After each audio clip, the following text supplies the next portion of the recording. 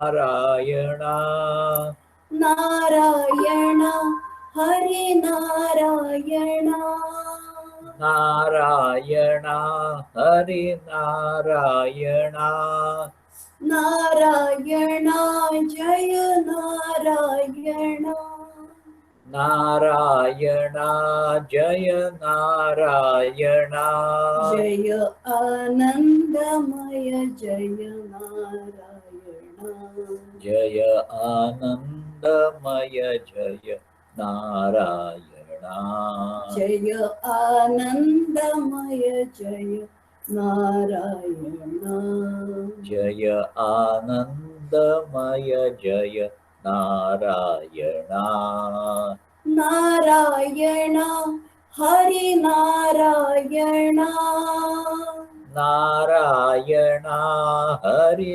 नारायण नारायण जय नारायण नारायण जय नारायण जय आनंदमय जय नारायण जय आनंदमय जय नारायण वसुदेव नंदन राधा जीवन वसुदेव नंदन राधा जीवन वसुदेव नंदन राधा जीवन वसुदेव नंदन राधा जीवन परमानंदा माधवा परमानंदा माधवा परमानंदा माधवा परमानंदा माधवा परमानंदा माधवा परमानंदा माधवा नारायण जय नारायण नारायण जय नारायण नारायण हरि नारायण नारायण हरि नारायण नारायण श्रीमन्नारायण नारायण श्रीमन्नारायण नारायण सूर्यनारायण नारायण सूर्यनारायण नारायण जगद्गुरु नारायण नारायण जगद्गुरु नारायण नारायण मा नारायण नारायण मा नारायण नारायण मा नारायण नारायण मा नारायण जय आनंदमय जय नारायण जय आनंदमय जय नारायण जय आनंदमय जय नारायण जय आनंदमय जय नारायण नारायण जय नारायण नारायण जय नारायण नारायण मा नारायण नारायण मा नारायण मा नारायण मा नारायण मा नारायण मा नारायण बोलो श्री आनंदमयी श्रीमानंदमयी माँ माँ की की जय। जय।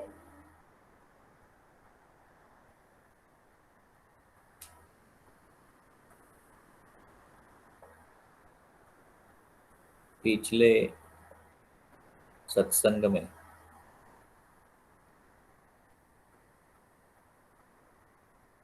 हम लोगों ने वाङ्मयी माँ के कुछ वचनों का अनुशीलन किया था।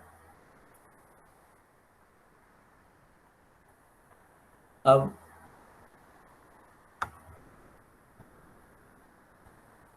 इसके आगे थोड़ा और अनुशीलन हम करेंगे।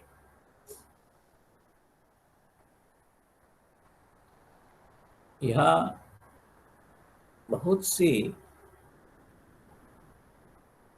हम लोग जिसे प्रैक्टिकल कहेंगे, ऐसे बहुत सी बातें बताई है, प्रत्यक्ष कृति की बातें बताई है। सिर्फ तत्वज्ञानात्मक फिलोसॉफिकल ऐसी बातें नहीं, व्यवहारता वास्तव में साधक जिन बातों को अपनाना चाहता है, जो उसके लिए मुश्किल है लेकिन यह अत्यंत आवश्यक है, ऐसी बातों का मां उल्लेख करती है। अब यहां देखो, अब कह रही है, जब जिस प्रकार रहना उसमें ही यथाशक्ति भगवान को स्मरण करना। हमेशा हम लोग इस बात को देखते हैं, हर एक व्यक्ति को कुछ ना कुछ परिस्थिति में रहना ही पड़ता है और उसमें भगवत स्मरण में, चिंतन में, नामस्मरण में, जप में, ध्यान में बहुत सी विघ्न बाधाएं आती है। और इन विघ्न बाधाओं को नजर में रखते हुए हमें यह कहना पड़ता है कि अगर इस प्रकार ही रहेगा तो हमें नामस्मरण करना बहुत कठिन हो जाएगा, भगवत स्मरण स्मरण कर नहीं पाएंगे। पूरा समय इस प्रकार की प्रपंच में, सांसारिक बातों में ही चला जाएगा। तो अगर ये परिस्थिति थोड़ी बदल जाए, कुछ ना कुछ समय हमें मिल जाएगा, तो हम जरूर भगवान स्मरण करेंगे। मन में तो बहुत अभिलाषा है, 24 घंटा स्मरण करते बैठो, लेकिन प्रत्यक्षतः चंद मिनट भी नहीं होते।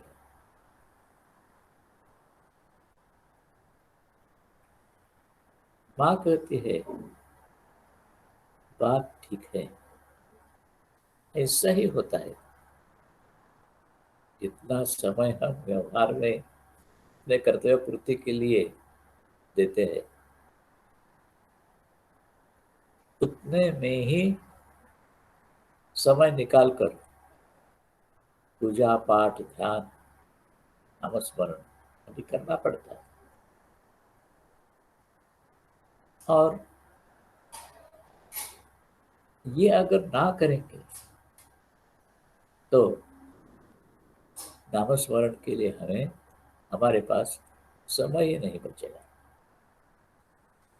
तो इसलिए मां कहती है, जब जिस प्रकार रहना, जिस परिस्थिति में भगवान ने तुमको रखा है, उसी में ही भगवान की कृपा के लिए प्रार्थना करना। भगवान सब कुछ दे रहा है, तो हमारी वजह से सब कुछ हो रहा है, लेकिन ये व्यग्रता जिस कारण नहीं हो गया, ऐसा कुछ करो। हाँ, व्यवहार में अपने उदर निर्वाह के लिए खाना पीना आदि सब बातें ये करनी ही पड़ती है। उसके लिए समय देना ही पड़ता है। और इसी को लेकर ही माँ कहती है कि जब जिस प्रकार रहना उसमें ही यथाशक्ति भगवान को स्मरण करना। एक जगह बैठ के जो ध्यान आदि नहीं कर सकोगे, ठीक है, काम करते करते करते करते मुंह से नामस्मरण होता रहना चाहिए। और इस स्मरण से क्यों न हो, तो करते समय मन ही मन भगवान से प्रार्थना करें। एक विशेष जोड़ माँ यहाँ दे रही है। चलते फिरते अपना काम करते करते करते जितना समय मिले उतना भगवत स्मरण करना, नामस्मरण करना। लेकिन याद रखना कि करते समय नित्य प्रार्थना करना। किस लिए प्रार्थना करना? भगवान की कृपा के लिए, जो सब कुछ देते हैं उन्हीं के पास ही याचना करना है। तो ये याचना उसकी किस प्रकार की करनी है? खाना पीना, सोना, नाना प्रकार का मनोरंजन आदि सब बातें तो ठीक है, लेकिन सब के सब वही ऐसा नहीं होना चाहिए। इसलिए बात कहते हैं भगवान की कृपा के लिए प्रार्थना करना। माने क्या? समझो, घर में इतना कुछ सजाया नहीं है, कुछ नहीं है, बड़ा अच्छी तरह से व्यापार चले और विभिन्न प्रकार का फर्नीचर आदि सुगमता से प्राप्त हो जाए, तो ये तो स्वाभाविक है।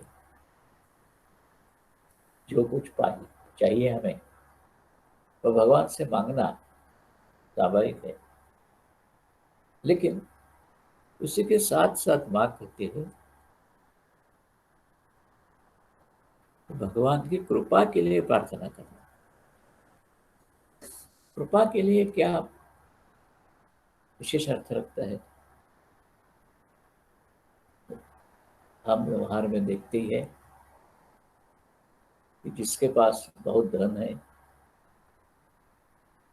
नाना प्रकार से उदर निर्वाह, उसके प्रति ये सबसे ऊंची प्रत है।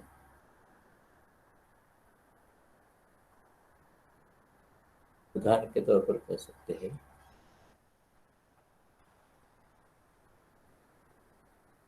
कि हम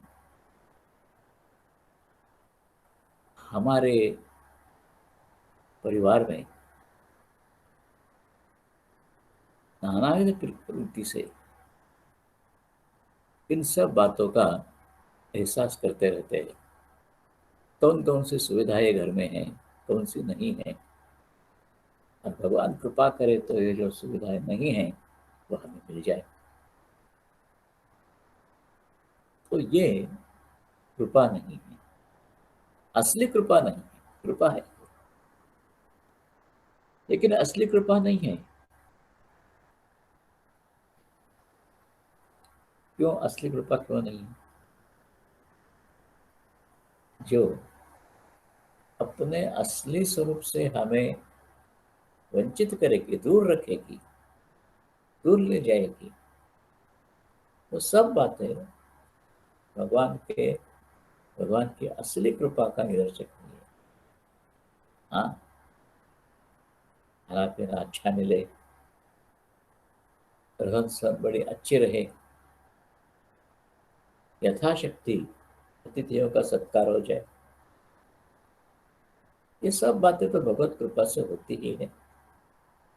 लेकिन माँ यहाँ जो जिस कृपा कहती है, कृपा के लिए प्रार्थना करना, ये कृपा क्या है? ये कृपा अहिक कृपा नहीं है। संत तुकाराम जी ने एक अपने अभंग में कहा है,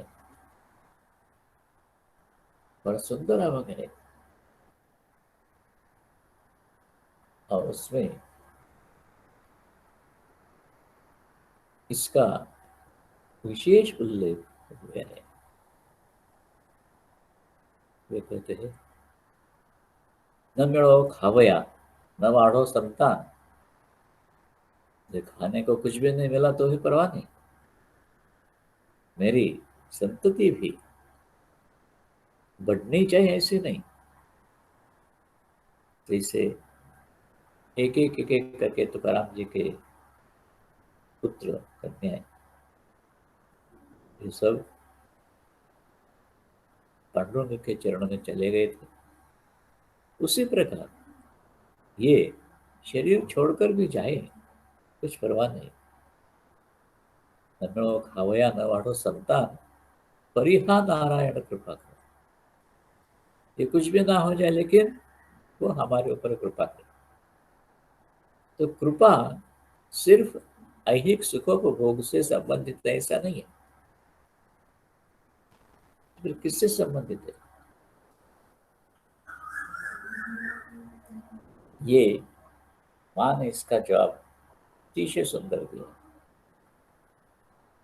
माँ कहती है, कृपा जो है ना, कृ और पा तो शब्द से बना।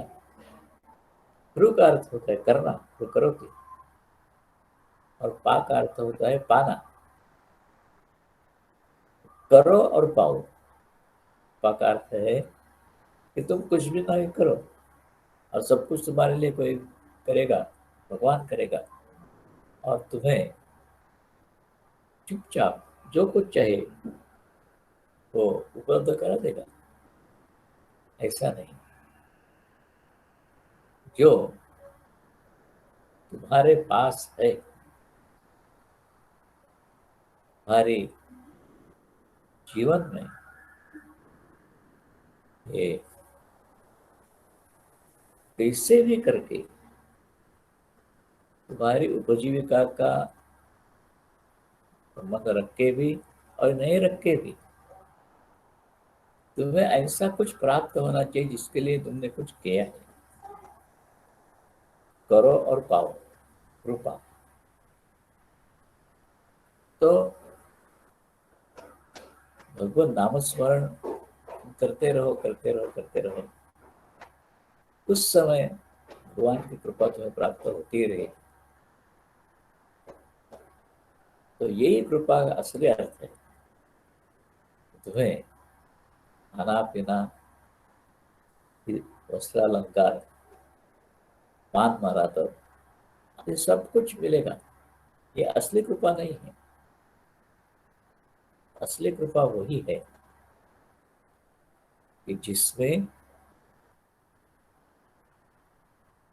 जिसका लक्ष्य है उसकी यात्रा का प्रारंभ है, भगवत प्राप्ति उसका लक्ष्य है।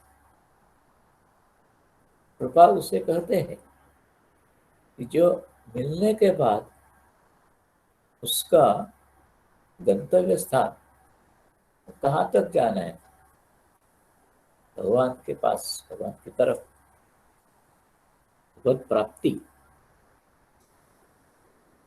समझो, बहुत अच्छा धन मिल गया तो उसका विनियोग दीन दुखियों के लिए किया, उसका विनियोग साधु संतों के लिए किया,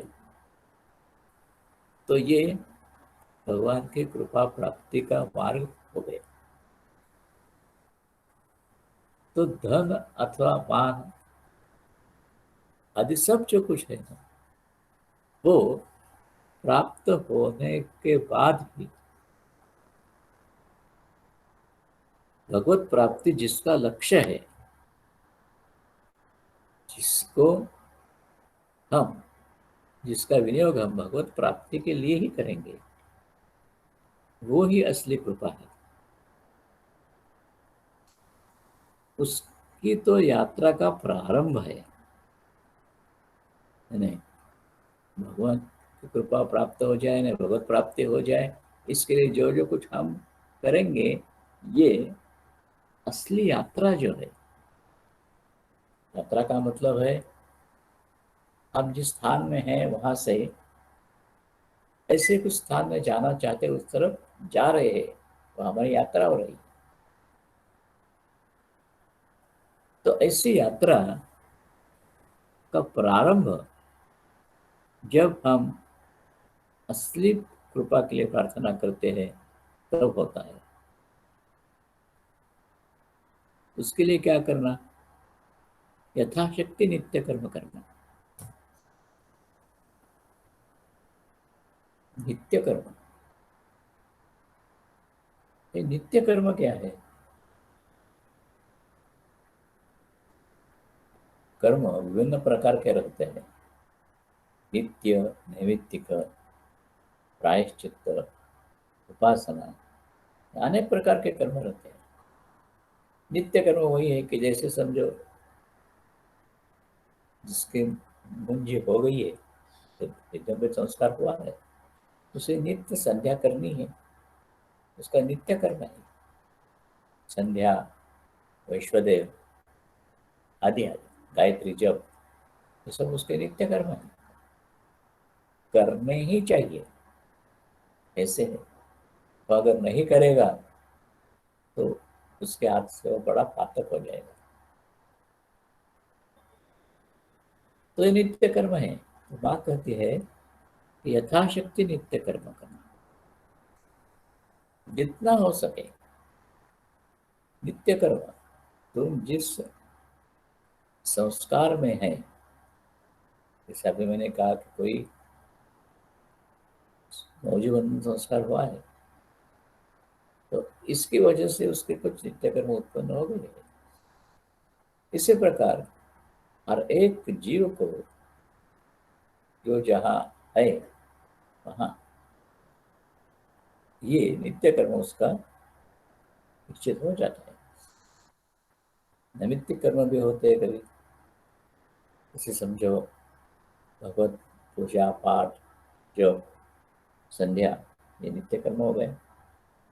उसी प्रकार बड़े बड़े महोत्सव है, रामनवमी है, जन्माष्टमी है, ये सब जो है ये नैमित्तिक विशिष्ट निमित्त से।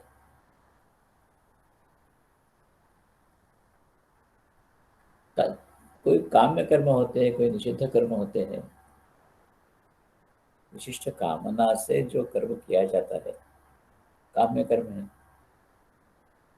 जो नहीं करना चाहिए ऐसा शास्त्रों ने कहा है तो निषिद्ध कर्म है। चोरी नहीं करना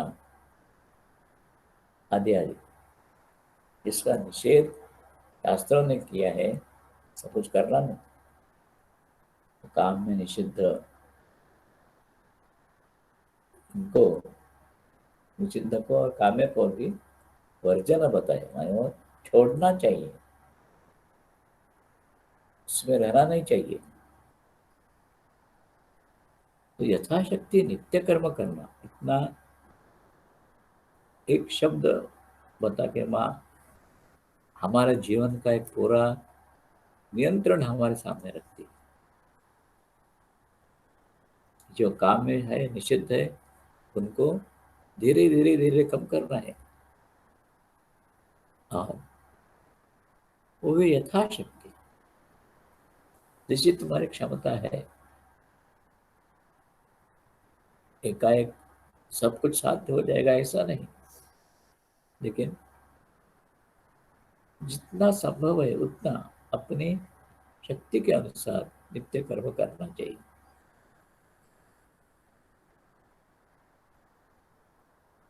अब देखो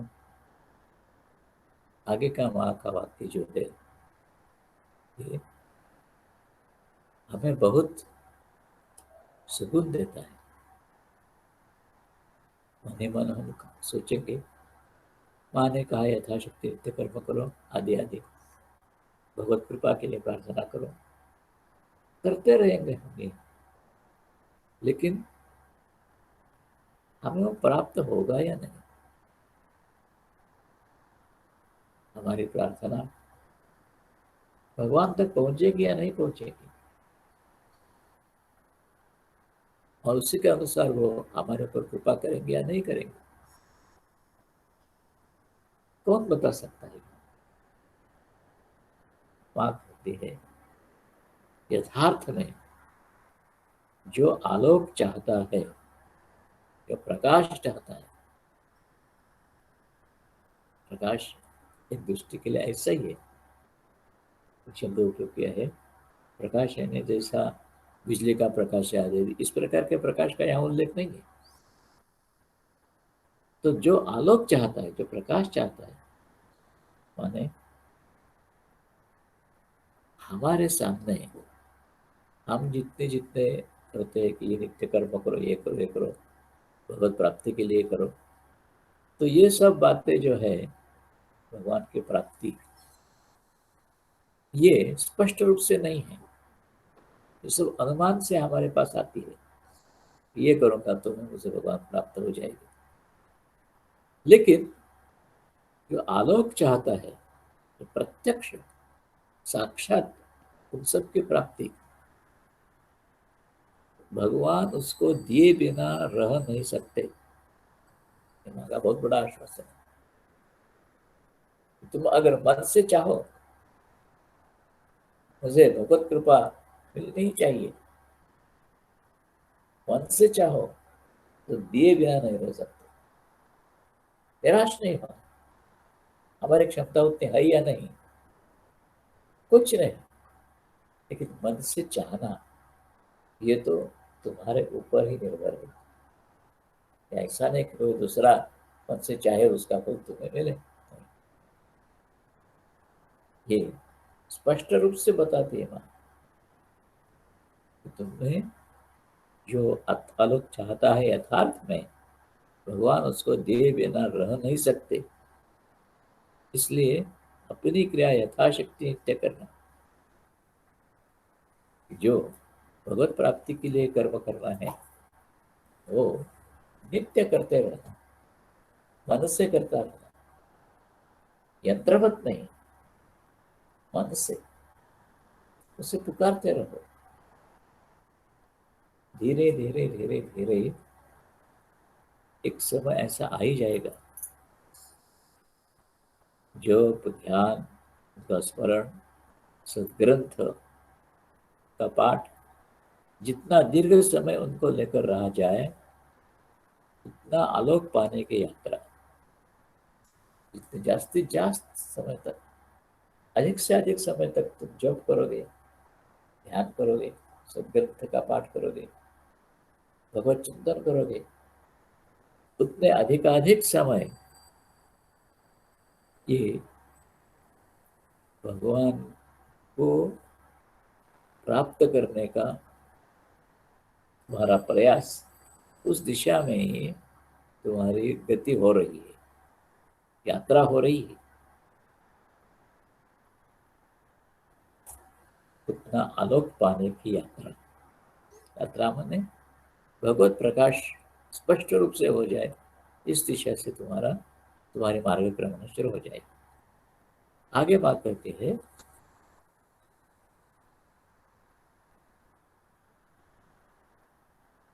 गीता नित्य पढ़ना और समझने की कोशिश करना, ग्रंथ पाठ जप आदि सब बातें बताई, और साथ ही साथ में आप बता रही है इतने अनेक ग्रंथ है, पुराण है, उपपुराण है, उपनिषद है, वेद है, इन सबको एक बाजू रख के माँ कहती है नित्य गीता पाठ करो, गीता नित्य पढ़ना, आगे सूचित करती है, और उसे समझने की कोशिश कर। ये बहुत महत्वपूर्ण बात है, बहुत साल पहले, बहुत साल 1961 की बात हुई। उस समय सत्संग आदि के लिए पेंडॉल भी नहीं बनता था। ये जो पुराना आश्रम अपना है, उसके सामने अभी जो शेड है वगैरह वो सब कुछ नहीं था। ऐसी थोड़ी सी फर्शी लगाई थी। माँ तो इधर उधर पूरे आश्रम में घूमती ही रहती थी। किसी को माँ का दर्शन करने के लिए कौन सा समय है पूछने की जरूरत नहीं पड़ती थी। माँ को मिलने आए बता देते हो, इधर उधर देखो जरा, इधर हो गया। ऐसे मिलती थी माँ। एक दिन शाम के समय इधर उधर टहलते टहलते माँ यहाँ आ गई। अपने पुराने आश्रम के सामने के जो चौथरा है वहाँ आ गई। ठीक से फर्शी भी नहीं बनी थी, तो कुछ छोटी सी जगह के लिए फर्शी थी, बाकी सब मिट्टी का ही था।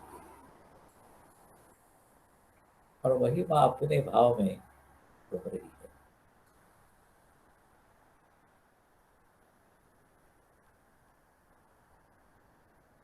हम भी वहाँ दर्शनार्थियों में रहते। वहाँ जब आती थी तो सेवा में उपस्थित होते थे, जितने हो सके सेवा करते थे। ऐसे समय जब लोग इकट्ठे हो जाते थे, माँ को देखते रहते थे। मुंह से कोई जप करता था, कोई भजन करता था, माँ सब सुनते सुनते सुनते आनंद में वो रहकर परिभ्रमण करती।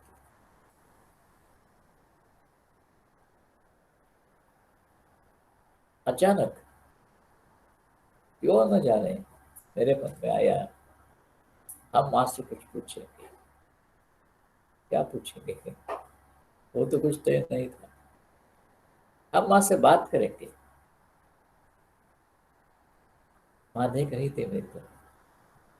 मन में जब विचार आ रहे थे कि माँ से कुछ बात करेंगे हम, तब माँ देख रही थी मेरी तरफ। मैंने कुछ कहने की कोशिश की। माँ कहती बोलो बोलो बोलो बोलो। माँ के शब्द का उच्चारण भी ऐसा ही होता था, विवश होकर उसी के अनुसार अनुसरण करना ही पड़ता था। बोलो बोलो, तो तुरंत हम बोल उठे। तो हम क्या करेंगे? हमारे लिए क्या उपदेश, क्या है आपका, आज्ञा क्या है? उस समय माँ ने ये कहा था, माँ ने कहा था गीता नित्य पढ़ना और समझने की कोशिश करना। ये जो दो बातें हैं, शब्द यही नहीं थे, लेकिन गीता पढ़ो, समझने की कोशिश करो। मन ही मन हम विचार कर रहे थे। वहां से हमने प्रार्थना की थी हमारे लिए कुछ उपदेश दो।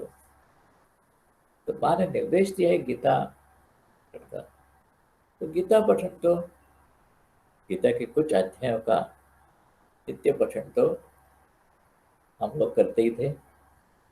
साथ ही साथ अन्य अध्यायों का भी, ये हर रोज तो नहीं, लेकिन सामयिक रीत्या कुछ विशिष्ट समय में, जैसे कृष्ण जयंती है गोकुलाष्टमी उस समय, अथवा गीता जयंती है उस समय, तो ऐसे कुछ विशिष्ट अवसर पर सब अध्यायों का भी पाठ करते थे। इसलिए हम सोच रहे थे कि जो हम कर रहे हैं वही माने क्यों करने के लिए कहा, हमारे लिए क्या आदेश, गीता पाठ करो, तो करते ही है हम। तब साथ में ध्यान में आया कि माँ ने कहा यथाशक्ति समझने की कोशिश करो। तब ध्यान में आया ये आदेश इसलिए है कि गीता हम पढ़ते हैं, अर्थ जानते हैं, लेकिन वो ही असली अर्थ है या नहीं, उसके अंतरंग में जाकर और कुछ जो होगा वो हमें उसका मन ही मन क्यों न हो, अनुभव होना चाहिए। गीता के शब्द तो शब्द रहते हैं, शब्द का कुछ अर्थ रहता ही है। इसलिए किसी भी भाषा में, मराठी हो, हिंदी हो, गुजराती हो, बांग्ला हो, गीता का जो श्लोक है उसी का उस भाषा में हम भाषांतर जान सकते हैं, कर सकते हैं। लेकिन ये जो बात कहती है कि तुम यथाशक्ति समझने की कोशिश करना, इसी के ऊपर हमारा ध्यान है। हम पाठ करते हैं जितना हो सके संपूर्ण अध्याय का, नहीं तो चंद अध्यायों का नित्य सामयिक रीत्या, कभी कभी किस समय विशिष्ट पर्व के समय, उत्सव के समय पूरा गीता पाठ भी करते हैं। लेकिन हमारी भाषा में उसका अर्थ हमें ध्यान में आता है, लेकिन वो ही असली अर्थ है या नहीं, क्योंकि ये जो अर्थ है कि जिसने भाषांतर किया है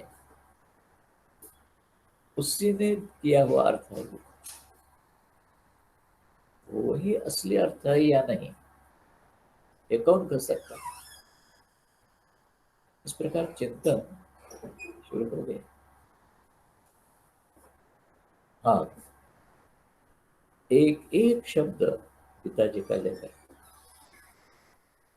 विचार करने लगे कि क्या है ये युद्ध क्षेत्र में अर्जुन ने श्री कृष्ण जी को कुछ पूछा है और उसके जवाब में भगवान श्री कृष्ण तो बता रहे हैं। अर्जुन की पृच्छा जो है, पूछना जो है, इस पूछना के संबंध में, उसी के उत्तर में भगवान कुछ कहते हैं। तो इसका भी भगवान क्या कहना चाहते हैं ये हमें मालूम नहीं है। हमने सिर्फ जाना है इसका भाषांतर जिसने किया है, उसने जो भाषांतर दिया वो ही हम जानते हैं। यानी सिर्फ ये संस्कृत शब्द, ये मराठी शब्द, इतना शब्द ज्ञान ही हमारे पास है। तो भगवान क्या कहते हैं, गीता जी क्या है, तो विचार करते करते करते एक बात ध्यान में आ गई। गीता जी की शुरुआत, प्रारंभ तो स्पष्ट है। धर्म क्षेत्रे कुरुक्षेत्रे समवेतायुत्सवः मामकः पांडवाश्चैव किम कुर्वत संजय। राष्ट्र संजय को पूछा है।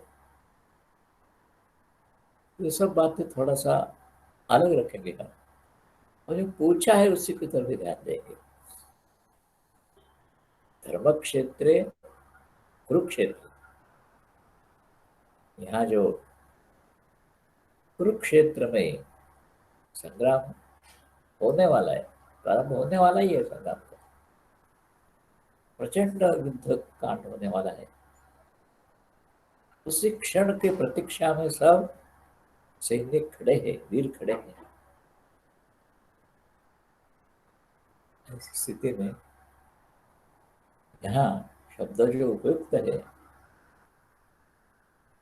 धर्म क्षेत्र कुरुक्षेत्र, कुरुक्षेत्र को धर्म क्षेत्र कहा है।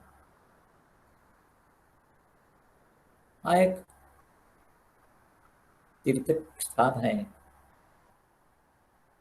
प्राचीन काल से तीर्थ स्थान है ये।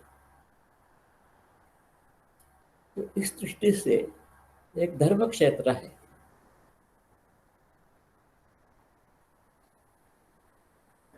लेकिन धर्म का अर्थ क्या है? सनातन धर्म, वैदिक धर्म, अवैदिक धर्म, अथवा अनंत योनि धर्म, अनंत धर्म,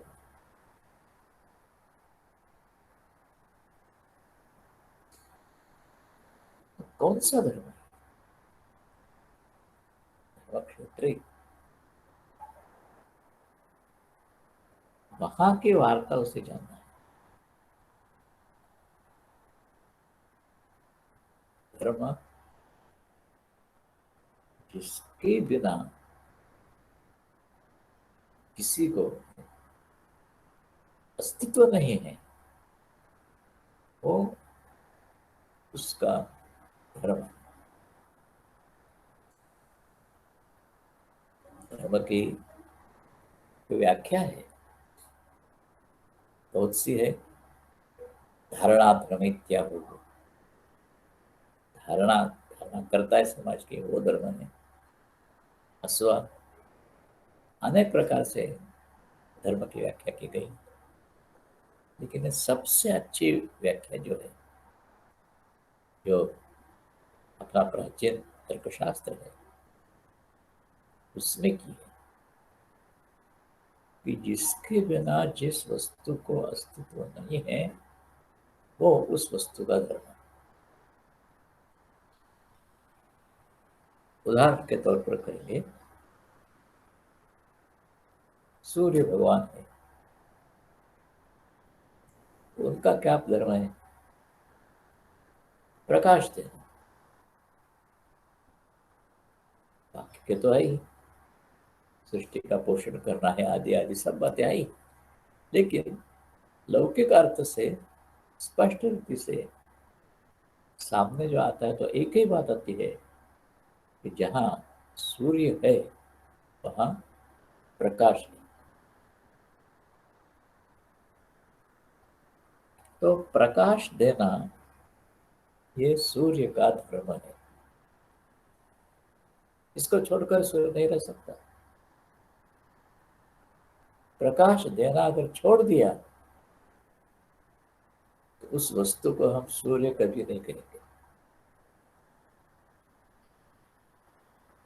तो धर्म क्षेत्र, कहते कुरुक्षेत्र सिर्फ धर्म का क्षेत्र नहीं, कुरुक्षेत्र है, कर्म का क्षेत्र। पदार्थ कुछ करना है, अब किनकी ये चल रही है प्रथा, किनके बीच में ये हो रहा है, तो धर्म क्षेत्र है। लेकिन ये कुरुक्षेत्र जो है, कौन है यहाँ जो कुछ करने के लिए आए और वो विचार विनिमय के लिए नहीं आए हैं। समवेता इकट्ठे हुए है, लेकिन समवेता युद्ध सभा, युद्ध के लिए उपयुक्त है। तो स्पष्ट रूप से ये बात है कि हम इस प्रकार के कर्म का एहसास करना चाहते हैं,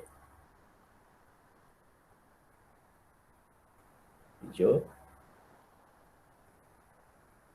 इस प्रकार का संघर्ष हमारे जीवन का जो रहेगा, उस संघर्ष के संबंध में कुछ बताएगी। युद्ध सवना संघर्ष, इस संघर्ष के संबंध में हमें कुछ बताइए। संघर्ष किस बात का है, स्पष्ट रूप से बताए।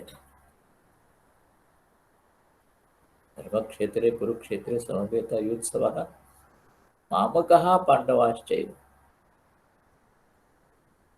मेरे और पंडु के पुत्र मामकः पांडवाश्चैव किम कुर्वत संजय, मेरे और पंडु के इनमें जो संघर्ष हो रहा है, समवेत युद्ध सभा मामकः पांडवाश्चैव किम कुर्वत संजय, क्या कर रहे हैं, जरा बताओ तो ये बताने वाला कौन है, संजय है। संजय सम्यक जय, संपूर्ण जय, कौन सी भी बात पराई नहीं है उसको, सब अपनी ही है, सम्यक जय है उसको। वो कहता है, और ये राष्ट्र जो पूछ रहा है वो मामकः पांडवाश्चैव, क्या हो रहा है, किसके बीच में, मेरे और पंडु के पुत्र इनमें क्या हो रहा है। संघर्ष जो होता है वो हमेशा मेरा, अपना, पराया, इनके बीच ही सब संघर्ष चलता है। सब अपने, मेरे, सब मेरे, ऐसा जब होता है तो संघर्ष होता ही नहीं है।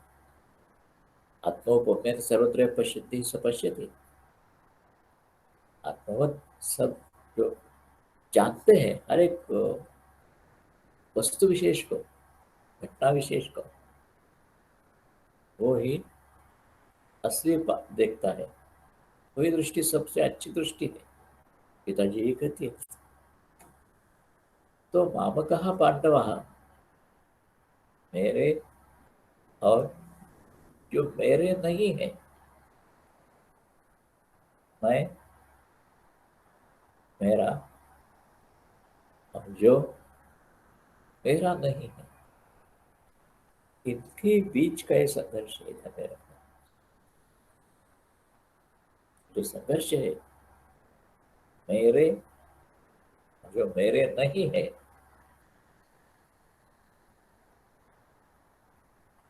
तो जो मैंने इतना कहा इसके लिए, माँ कहती है गीता नित्य पढ़ना और समझने की कोशिश करना।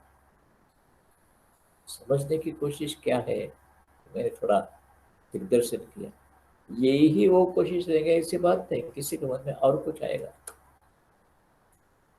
उसे भगवत कृपा से जो कुछ समझा दिया जाएगा वही वो समझेगा। तो ऐसा ही होना चाहिए। सिर्फ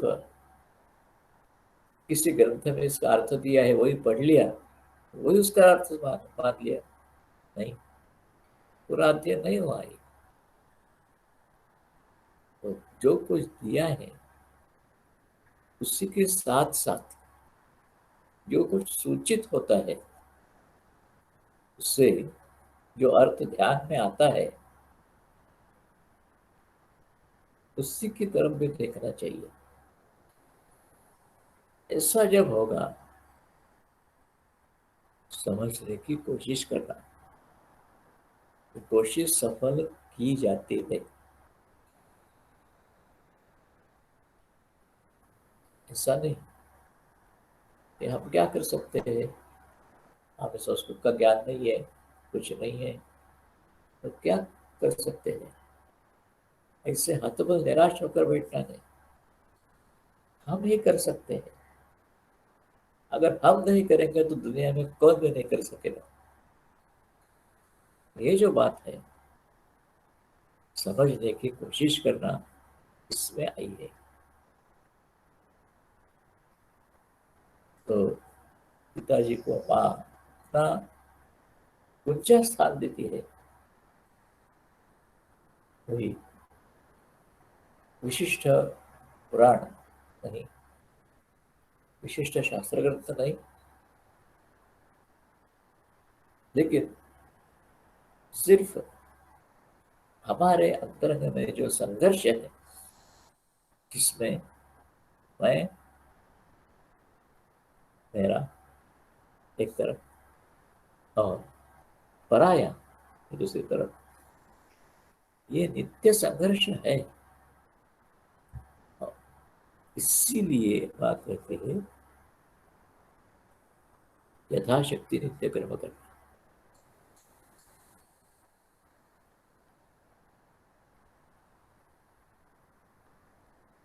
नित्य पढ़ना गीता और समझने की कोशिश करना।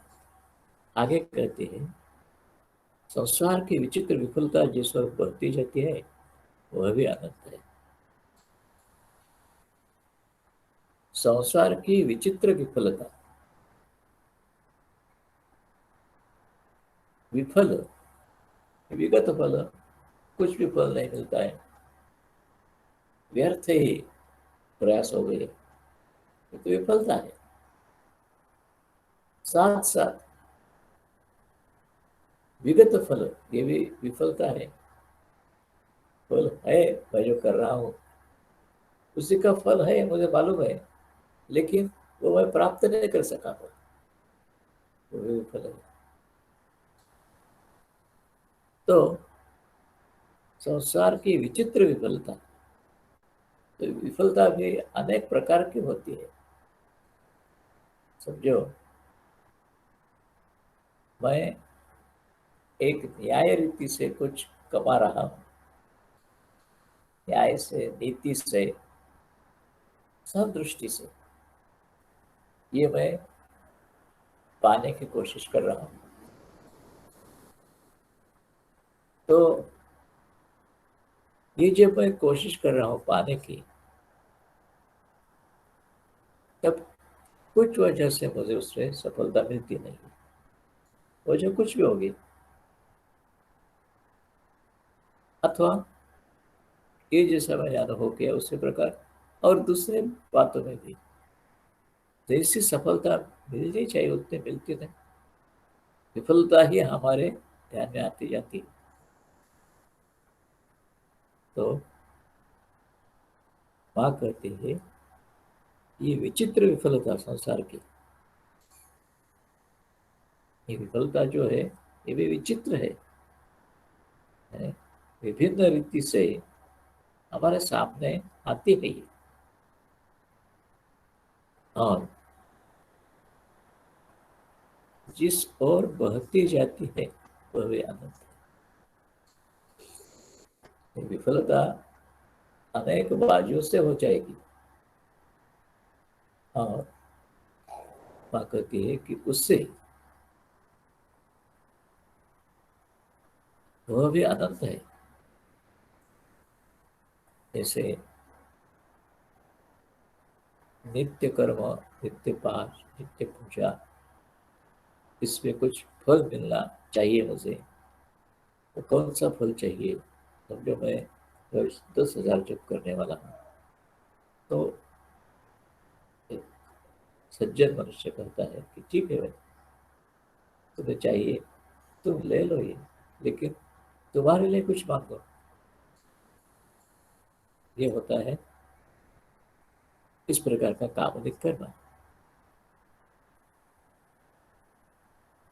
और वो भी एक विशिष्ट कामना हमारी पूरी करता है, कभी कभी, कभी नहीं भी करता।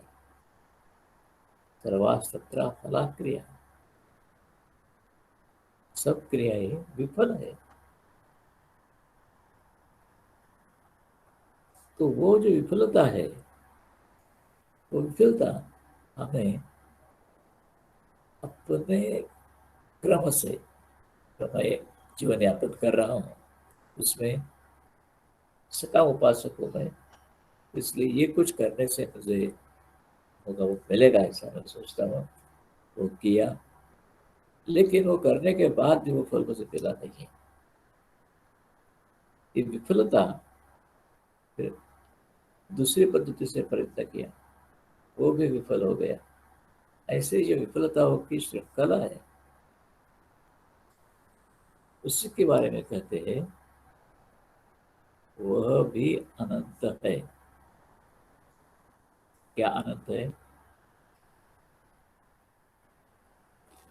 ये जो तो चाहे वो फल मिलना मिलता नहीं है, ये विफलता है, ये अनंत प्रकार की है।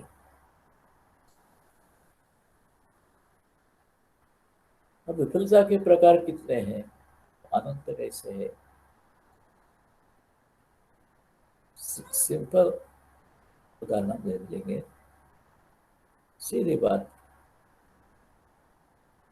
कि धूम्रपान करने की इच्छा हुई तो धूम्रपान के लिए तंबाकू का इस्तेमाल किया। तो जो इच्छा हुई उसके अनुसार जो कुछ करना है वो कर लिया, लेकिन मुझे जो समाधान चाहिए वो मिल नहीं रहा है। इसलिए कहती है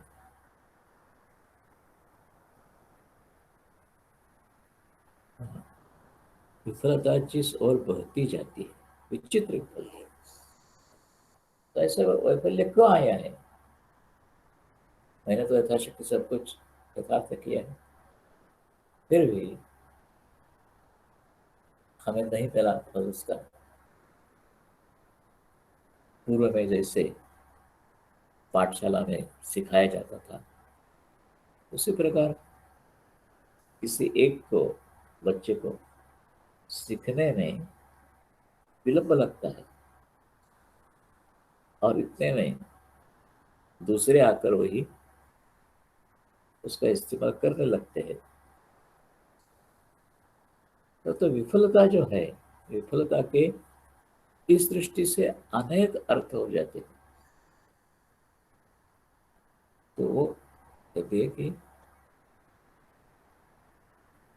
उन विफलताओं के अंदर अपने को बहा देने से, फंसा देने से, माने उसी के संबंध में अगर विचार करते रहेंगे कि मैंने ये किया लेकिन उसका फल मिला ही नहीं, ऐसा क्यों है? क्या मेरा विचार गलत था, मेरा मार्गदर्शन गलत था, अथवा पूर्ण रीति से वो वस्तु ऐसी है कि जिसका यही फल मिलने वाला है? ऐसा क्या है? कहती है कि इस प्रकार क्यों ये फल नहीं मिला, क्यों विफलता आ गई, इस सोच में हम पढ़ेंगे तो जरूर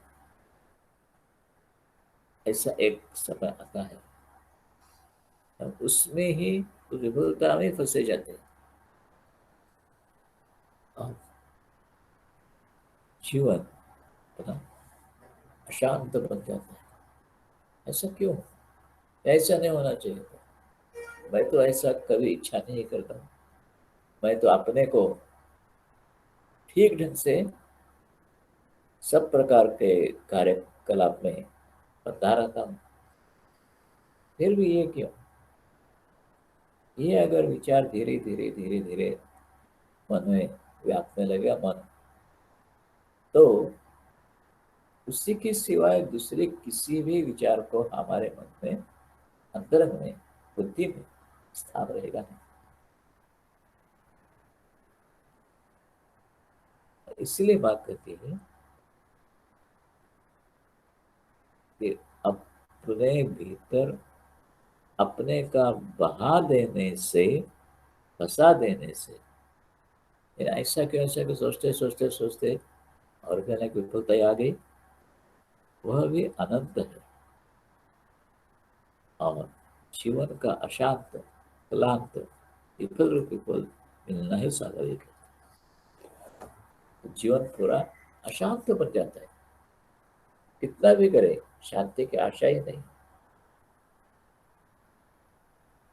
अन्य कोई भी बात नहीं। अगर ऐसा सोचे कि बस ये लक्ष्य है, ये वही जाऊंगा, और धीरे धीरे धीरे धीरे ये मन ही मन, हमारे मन ही मन, ये जो विफलता है वो पूरी तरह से व्याप्त होकर बैठती है। तो जीवन का अशांत, क्लांत, विफल रूप विफल मिलना ही स्वाभाविक है। इसी से अशांति आती है, क्लेश होता है, परंतु वहां मन को रखना नहीं। माया उदाहरण दे के हमें दिशा दे रही है। किसी कारणवश जो फल मुझे प्राप्त होना चाहिए था तो मिला नहीं, तो ऐसा क्यों हुआ, ऐसा क्यों, ऐसा चिंतन में करने लगा। और चिंतन करते करते करते पूरा मन ही उसी से व्याप्त हो गया। अत्यंत क्लेश, अत्यंत दुख ही उत्पन्न होने लगा। और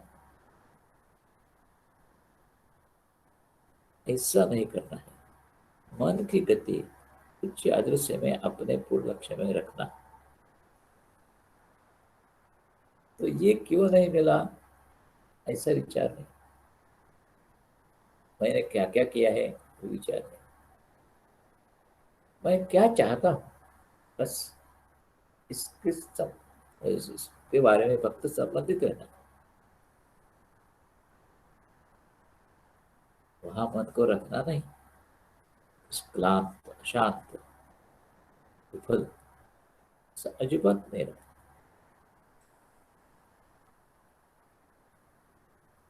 लोकालोक के अगोचर में कौन जानता है। ये बड़ी अद्भुत बात महात्मा बता रही है। लोकालोक के अगोचर में,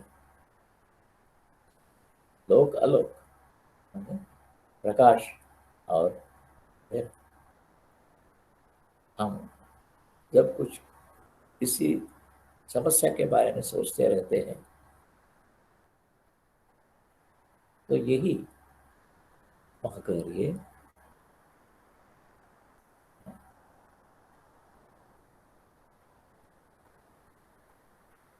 मन की गति उच्च आदर्श में अपने पूर्ण लक्ष्य में रखना। अपना जो आदर्श है उसी को ध्यान में रखना। सिर्फ अपयश आया इससे दुखी नहीं हो, अपने को संभाल के रखना। मन की गति उच्च आदर्श में अपने पूर्ण लक्ष्य में रखना। मन को एक बात निश्चित मालूम है, वो उस प्रकार में ठीक ढंग से अनुसरण नहीं करता, बात ठीक है, लेकिन एक बात निश्चित है, हम कहते लोकालोक के अगोचर में कौन जानता है उनकी पुकार किसके भीतर से आती है। वो बुला रहे हैं, पुकार रहे हैं, उनको प्रतिसाद देना है, लेकिन इस दुनिया की सबसे उच्च ऐसी एक स्थिति, उसमें अपने पूर्ण लक्ष्य में रखना, लोकालोक के अगोचर में कौन जानता है उसकी पुकार किसके भीतर से आती है। इसका मतलब उसकी पुकार मैंने उसका, उसने हमें जो साथ दी है वो यहाँ वहाँ एक बात बताकर सावधान करती है।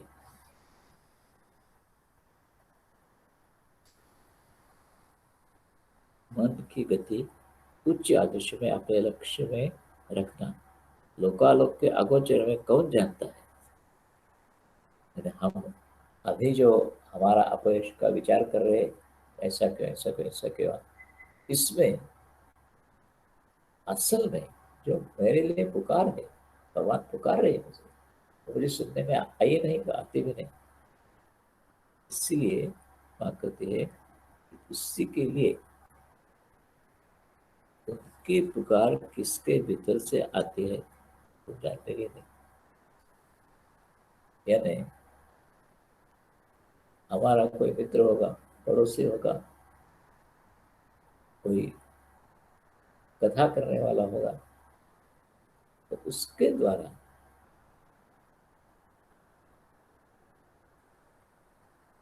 उसके माध्यम से भगवान की पुकार हमारे पास आती है।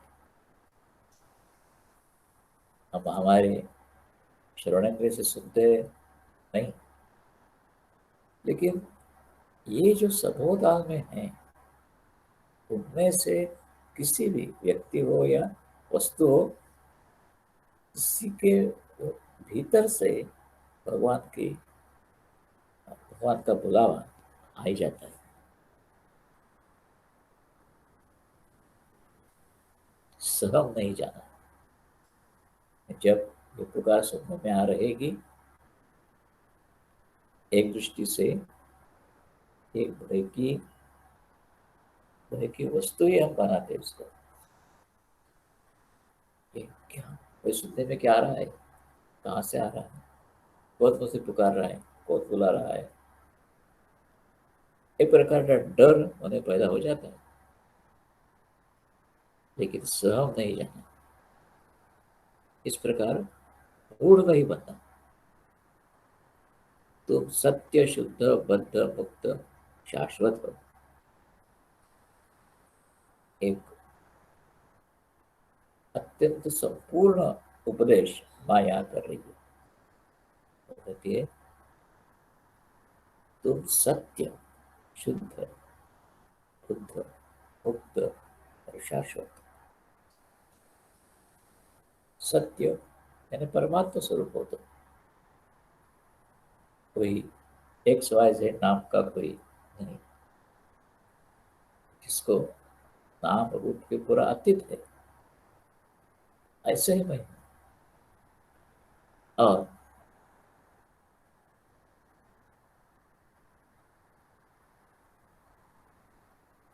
तुम सत्य शुद्ध बुद्ध मुक्त शाश्वत हो।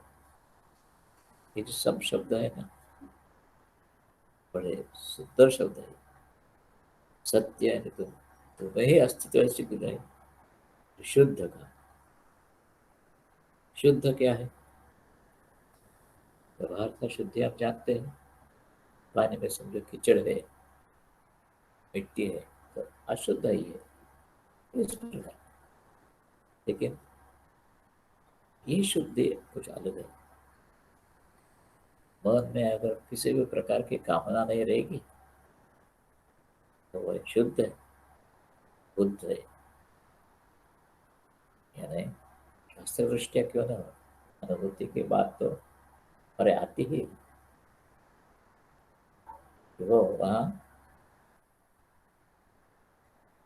शुद्ध बुद्ध मुक्त, बंधन कौन सा भी नहीं तुम्हारे ऊपर, शाश्वत हो।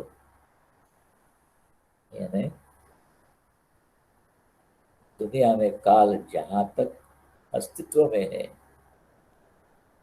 तब तक तुम रहोगे।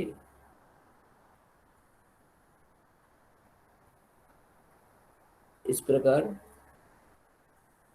इस ओर स्वयं अग्रसर होने के लिए नवी भावधारा की गति में स्वयं चलना ही कर्तव्य है। तो जब ये अपना स्वरूप नित्य शुद्ध बुद्ध मुक्त शाश्वत तो यहाँ जब जाना चाहते हैं, पूरा जीवन बदल जाता है और नई भावधारा की गति में स्वयं चलना ही कर्तव्य है। तो इस भावधारा में आगे जाना है। सिर्फ मैं मेरे बारे में इस प्रकार का विचार करती है, ऐसा क्यों, ऐसा नहीं होना चाहिए था, मैंने ऐसा किया लेकिन उसका फल मुझे ये नहीं मिल रहा है, ये मैं और मेरा दोनों का छोड़कर जो विचार हो जाएगा, उसमें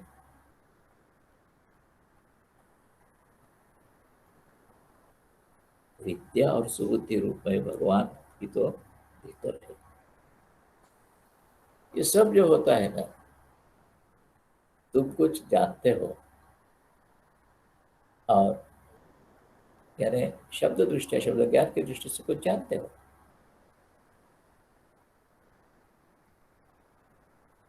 वो विद्या है, या वेदयति सा विद्या, जो ज्ञान प्राप्त कराती है वो विद्या है।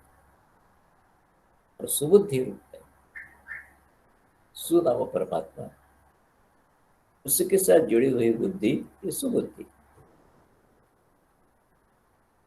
तो भगवान ये तो भीतर है, ये जो रूप है ये दूसरा तीसरा का अवसर नहीं है, स्वयं भगवान का हमारे पास प्रकट होने वाला ये रूप है। इस अवसर में स्वरूप प्रकाश के यात्री की ओर यात्रा करना कर्तव्य। इधर उधर किधर भी वो नहीं भटकते, नहीं ये अच्छा है मार्ग इसलिए जाएंगे, ऐसा भी नहीं। कोई विशिष्ट पद्धति से शत्रु बन गया है, उस तरफ भी जाना नहीं। विचारों को पूरी तरह से समेट कर अपने पास रखना है। विद्या और सुबुद्धि रूप में भगवान भी तो भीतर है, इसलिए इस अवसर में स्वरूप प्रकाश के यात्री की ओर यात्रा करना कर्तव्य है। स्वरूप प्राप्ति की, स्वरूप अपना रूप, अपने को जानना, अपने को पाना, इस प्रकार आगे कहते हैं, समय तो चला जा रहा है, काल रुकता नहीं है, ये प्रतिक्षण जो वर्तमान है प्रतिक्षण भूत हो रहा है, प्रतिक्षण चलता जा रहा है। परम पिता, परम माता, परम बंधु, सखा, स्वामी, एकाधार से वे ही सब है। ये देखो ये बड़ा महत्वपूर्ण वाक्य है। श्रीमद् भागवत के 5वें स्कंद में एक प्रसंग आता है, वहां ऋषभ देव की कथा आई है। इस ऋषभ देव के पुत्र करीब 99-100 ऐसी संख्या है उनकी, वो सब सत्संग के लिए इलाहाबाद में इकट्ठे हो गए थे और अनेक विद्वान मंडली उनको मार्गदर्शन कर रही है। और ये भी बड़े चाव से सब सोच रहे हैं, सुन रहे हैं। ऐसे समय ऋषभ देव वहां उपस्थित हुए हैं। अब देखो कहीं भी सभा में हम जाएंगे, वहां कुछ विचार विमर्श चल रहा है, ऐसी स्थिति में अचानक बिना किसी की अनुमति एकदम खड़े होकर कुछ बोलना, ये अशिष्ट बात मानी गई। लेकिन ऋषभ देव उसकी परवाह नहीं करते, तो वहां गए और एकदम उन्होंने भाषण देना ही प्रारंभ कर दिया। वो कहते हैं, मन ही मन करते कि तुम लोग सब जो मिले हो उनके उनके पुत्र है सब ये, तो ये सब तुम लोग इकट्ठे हुए हो, तुम ढूंढ रहे हो तुम्हारा गुरु को ढूंढ रहे हो। असली माँ कौन है, असली पिता कौन है, इसी खोज कर रहे हो। वो कहते हैं पिता न स्यात्, वो पिता पिता नहीं है, वो माता माता नहीं है, वो बंधु बंधु नहीं है, वो गुरु गुरु नहीं है। तो ऐसा कहते, तो फिर असली गुरु, असली माता, असली पिता कौन है? तो कहते हैं नमो चेत् स्वरूपैत्य मृत्यु, काल मृत्यु, ये तो हर एक के पास प्रत्येक क्षण आ रहा है। उसी से जो बचा नहीं सकता, मृत्यु से जो पूर्ण रूप से बचा नहीं रख सकता, वो पिता का करने के लायक है। वो अपने को माता कोई कहेगी, वो माता करने के लायक नहीं। वो दैत्य मृत्यु, सामने आए हुए मृत्यु से जो बचाता नहीं, हमारे लिए कोई बंधु सखा स्वामी कुछ नहीं है। तब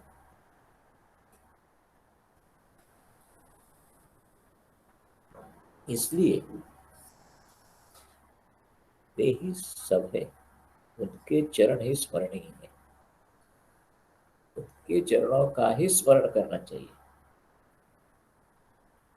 अब चरण क्या है? देखो, चरण हम जानते हैं, पाव को चरण कहते हैं।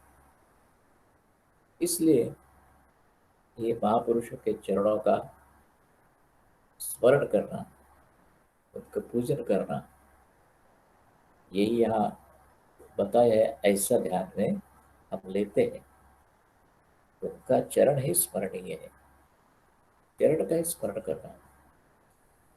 चरण क्या है? चलते अनेन इति चरण, जिसकी सहायता से हम चलते हैं उन्हें को चरण कहते हैं। तो ये परम पिता, परम माता, परम बंधु, परम सखा आदि सब जो है, इसके चरण स्मरणीय है। उसका मतलब ये है कि जो सामने आए हुए मृत्यु से बचा सकेगा, इस प्रकार की कथा भागवत में है। तो जब ये होता है, मृत्यु से बचा सकता है कोई, असली दृष्टि से वही माता पिता कह सकते हैं। परंतु भगवत प्राप्ति का यात्री होने से अपना आवरण हटाने की क्रिया अपने को ही करनी पड़ती है। अब यहाँ तक आ गई, उनके चरण स्मरणीय है, यहाँ तक आ गई। तो वो चरण क्या है? चरते अनेन, इसकी सहायता से चलते हैं तो चरण। देखिए, लौकिक दृष्टिया सिर्फ चरण का स्मरण इतना इतना पुरेसा नहीं है। अपना आवरण हटाने की क्रिया अपने को ही करनी पड़ती है। चरणों का स्मरण रखा, साथ ही साथ जो हमारे दिल में अपने स्वरूप के संबंध में जितनी जिज्ञासा है, गलत है, सब अच्छी है, सब प्रकार की ही है। इसीलिए एक प्रकार का आवरण हमारे स्वरूप के ऊपर बना रहता है। मैं कौन हूँ, इसका असली ज्ञान जब अगर होगा मुझे, तो किसी भी तरह से आवरण टिकेगा नहीं, रहेगा नहीं हमारे पास। लेकिन भगवत प्राप्ति का यात्री होने से अपना आवरण हटाने की क्रिया अपने को ही करनी पड़ती है। आवरण हटाने की क्रिया, आवरण कैसा होता है? मैं कोई हूं, सच्चिदानंद स्वरूप मेरा, लेकिन इस स्वरूप को दबाकर कुछ और ही ख्याल मेरे मन में आता है, मैं वो नहीं ये, मैं कौन हूं। इसकी जब खोज शुरू हो जाती है, तब एक एक आवरण हटा के जाना पड़ता है। न भूमि न तोयम न तेजो न वायु अखम नेन्द्रियम वा न तेषां समूहः अनेकान्तिकत्वात् सुषुप्तिक सिद्धः तदेको वशिष्ठ शिव केवलम्।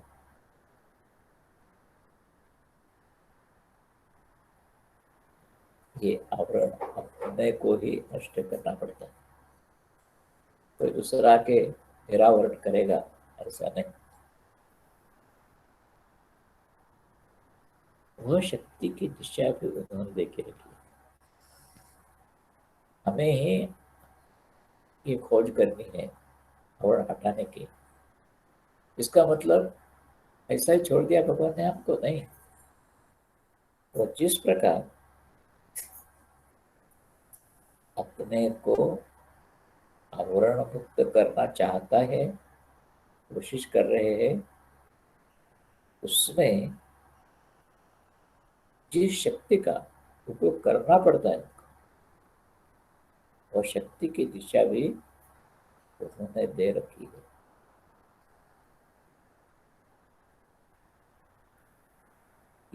सुंदर बात।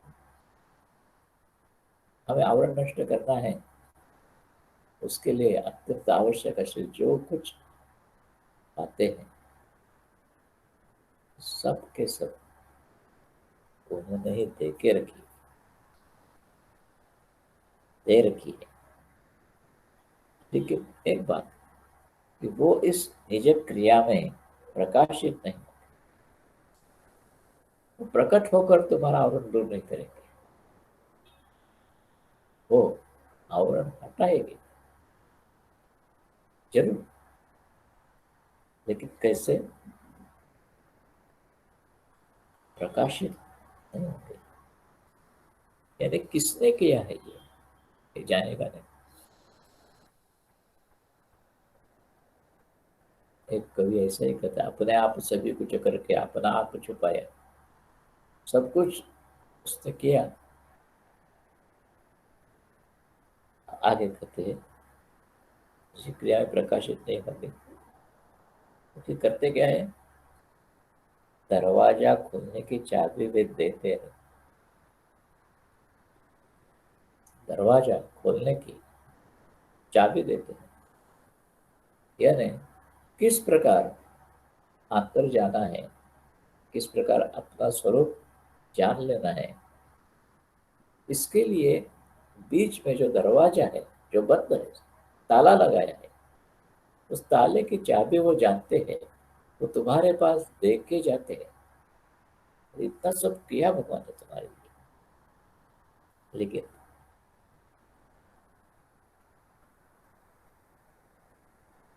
स्वतः कुछ नहीं करते। ऐसा चाबी दे दी, लेकिन ताला खोलकर तुम्हें अंदर ले गए, ऐसा नहीं होता। वो आवरण मगर तुम्हें स्वयं अपने आप ही करना ही है। इसलिए कुछ भी पर्याय नहीं उसका।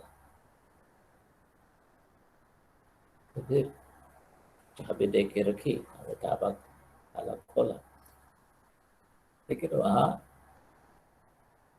जिसके लिए ये चाबी दे के रखी है,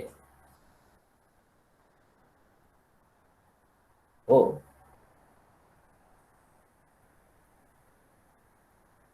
वो तो स्वयं प्रकाश है। देखो, ताला खुला, अंदर जो है वो कौन है, क्या है, कैसा है, क्या हमें पता भी नहीं है। लेकिन वो ज्ञान भी, वो कौन है इसका ज्ञान, वो स्वयं दे देते हैं, क्योंकि वो स्वयं प्रकाशी है। इसलिए जो प्रकाश है, दरवाजा खुलते ही दिखाई पड़ते हैं। दरवाजा क्या वस्तु है? तो जगह है, बीच में ये दरवाजा है। बाकी ताला खोलने के बाद, दरवाजा खोलने के बाद अंदर जो है वो पूरा ध्यान में आ जाता है क्या है। दोनों तरफ, एक शो जगह की दिशा की तरफ और दूसरी ये जगह ग्रह की दिशा की तरफ साफ दिखाई देते हैं। लेकिन जब जहाँ भगवान जिस रूप में रखते हैं, अब फिर अपने पहले विचार के सामने आ गए। कहते हैं, जब जहाँ भगवान जिस रूप में रखते हैं,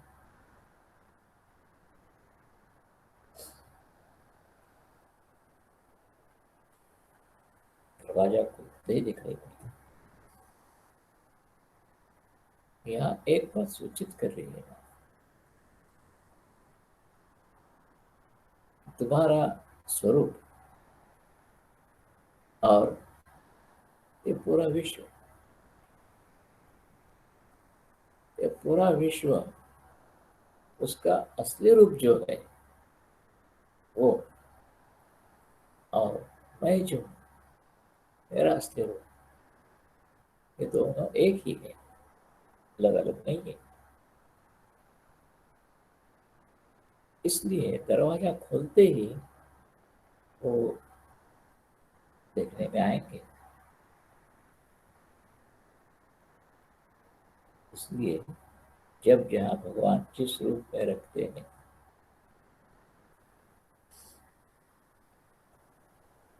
वहीं से ही भगवत प्राप्ति का यात्री बना।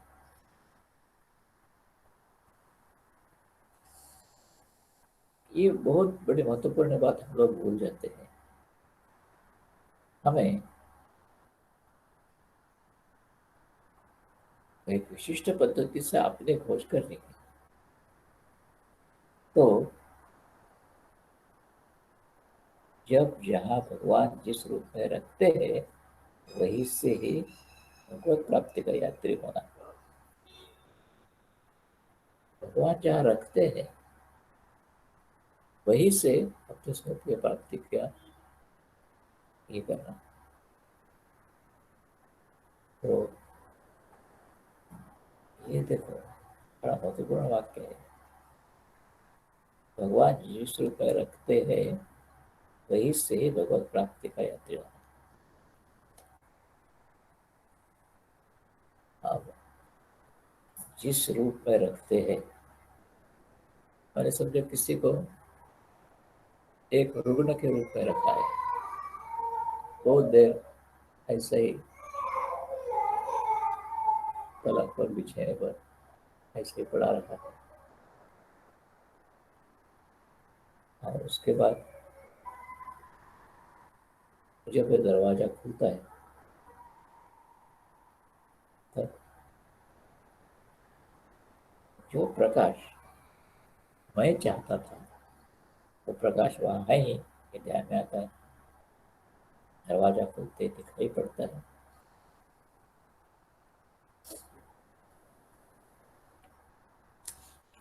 अंत में कहती है, जब जहाँ भगवान जिस रूप में रखते हैं, वहीं से भगवत प्राप्ति का यात्री होना।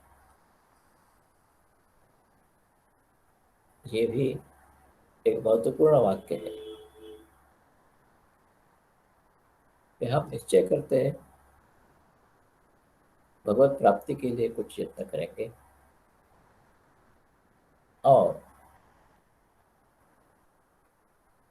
तुरंत उससे के प्रकार का आयोजन भी कर देते हैं। जब जहाँ भगवान जिस रूप में रखते हैं वही से भगवत प्राप्ति का यात्री बना। इसका मतलब ये नहीं है कि भगवान मुझसे कैसे मिलेगा, भगवान मुझे प्राप्त नहीं होगी, मैं इतना पातकी हूँ, मैं अनपढ़ हूँ, गवार हूँ।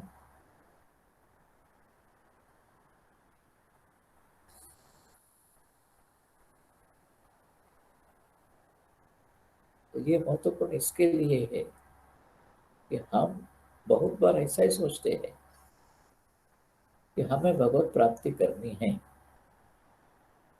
तो इसलिए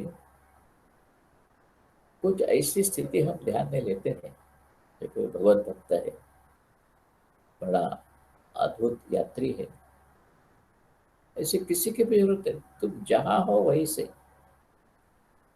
जहां जाना है उस तरफ जा सकते हो।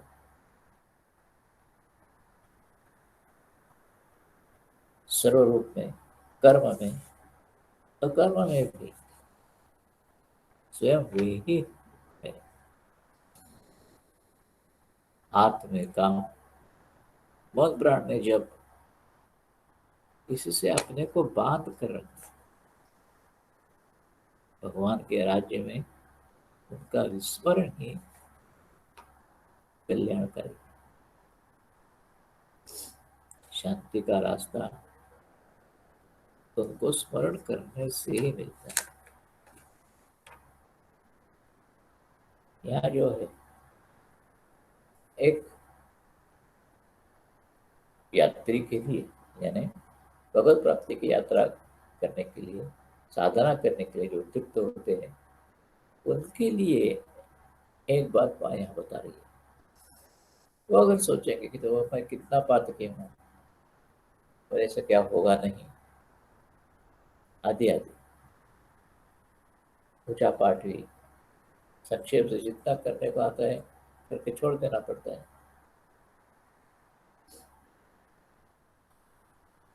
तो इसके अलावा जब मैं कोशिश करके बहुत बड़ा विद्वान बन जाऊंगा, बड़े अच्छे ढंग से पूजा पाठ सब कुछ करूंगा, तो ये देखने में ठीक है।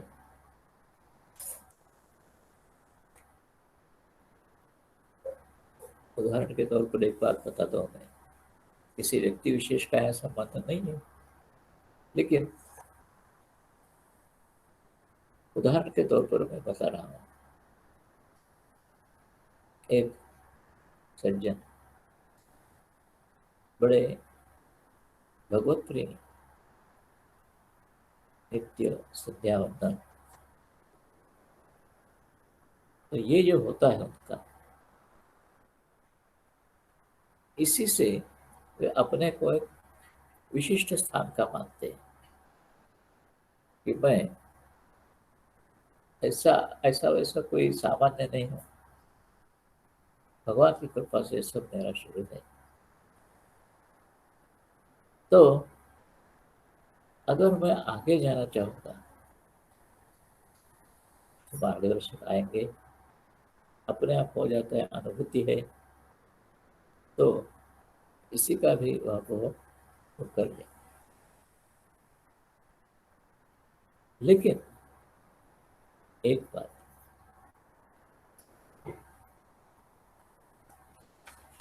अगर मैं ऐसा सोचूंगा कि मेरा ये सब प्रापंचिक कर्तव्य कर्म जो है वो पूरा होने दो, मैं 24 घंटा भगवान को ही दे दूंगा,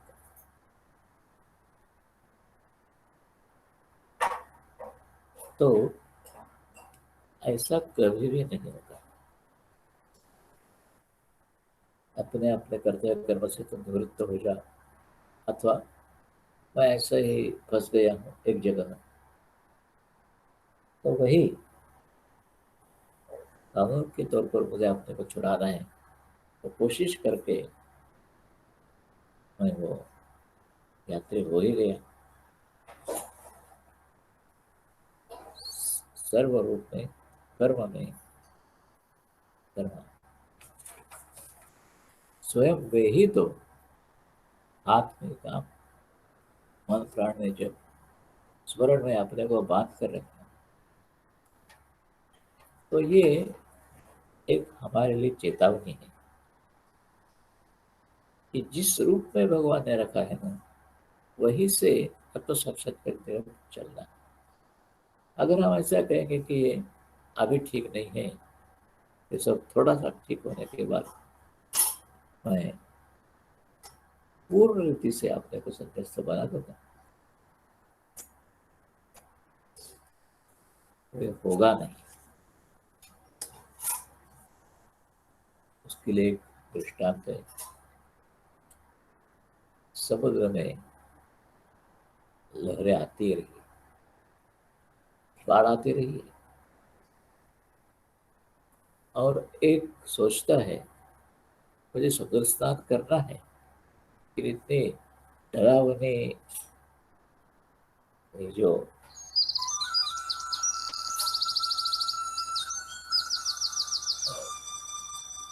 इतनी जो लहरें आ रही है समुद्र की, ये थोड़ी शांत होने दो, उसके बाद मैं इसमें स्नान करूंगा। तो उसको स्नान कभी भी करने को मिलेगा नहीं। जैसी स्थिति है उसी स्थिति में उसी का स्वीकार अगर नहीं करना है तो कभी भी नहीं मिलेगा। बहुत से लोग हम देखते हैं, कहते हैं क्या करो, ये सर्विस में ऐसा फंस गया ना, बॉस जैसे बोलेगा वैसा करना पड़ता है। तो हमारे मेरे लिए अपना कुछ नहीं रहा है। जब मैं निवृत्त हो जाऊंगा ना, बस सिर्फ भगवान को लेकर ही रहूंगा। क्या ऐसी स्थिति आ सकती है? हम कभी निवृत्त हो सकते हैं क्या? जब तक हमारे मन में विशिष्ट प्रकार की कामना है, तब तक हम कभी भी निवृत्त नहीं हो सकते। समझ रामदास स्वामी कहते हैं, ये चीज इनमें येण्याची काळे प्रपंच होईची निराळे। तो संसार करते हो, करते रहो, सब कुछ छोड़ करके हिमालय में जाओ, ऐसा नहीं कहते। लेकिन तुम्हारे अंतरंग में इस प्रपंच को मत जगह दे दो। हाँ, प्रारब्ध से कहो या किसी से कहो, तुम्हें रखा है प्रपंच, लेकिन प्रपंच को तुम्हारे मन में जगह कभी नहीं देना। कहते हैं इसलिए मैं निवृत्ति के बाद चाहे उतना समय दे सकूं, होता नहीं है। अब निवृत्त तभी होते हैं जब विशिष्ट ढंग से हमारे मन में परिवर्तन होने होता है। नहीं तो तब तक और अधिक फंसे जाते हैं। कैसे भी करो, प्रपंची हो ही जे निराळे। संसार में है, प्रपंच में है, प्रारब्ध वस्तु में ये मिला है, ठीक है, लेकिन इसी में ही इसका स्वीकार करके आगे जाना तुम्हारे हाथ में है। हाथ में इस दृष्टि से है कि जब चाहे बात ध्यान में रखना। सिर्फ इतने आवश्यक है कि तुम मन प्राण से चाहना चाहिए, सिर्फ मन से नहीं, सिर्फ अपने विचारों से नहीं, मन और प्राण समेट कर ऐसा प्रयत्न होना चाहिए कि जब हम अपने को इस प्रपंच से अलग कर दिए, तो यही अत्यंत आवश्यक है।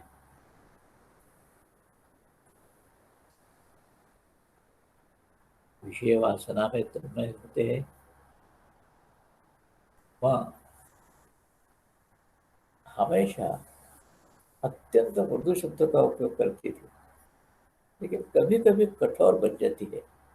इस प्रकार रहती है, विषय नाश का समय तन्मय रहते हैं, कहते हैं आए भगवान चाहिए,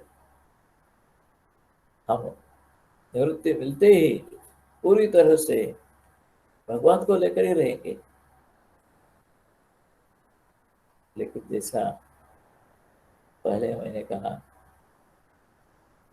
ये तू प्रपंच में नहीं हो, प्रपंच तुम में है। और इसकी वजह से विषय वासना में तन्मय रहते हैं। मन में होश नहीं है, सावधानी नहीं है। मैं मनुष्य हूं, मेरा भगवान से नित्य संबंध है। इसी का प्रत्यक्षतः अथवा अप्रत्यक्षतः अनुभव हमें होता है, और धीरे धीरे धीरे क्यों न हो, वहां कहती है मनुष्य मात्र को मनुष्य लाभ की इच्छा प्रमुख रूप से रखनी चाहिए।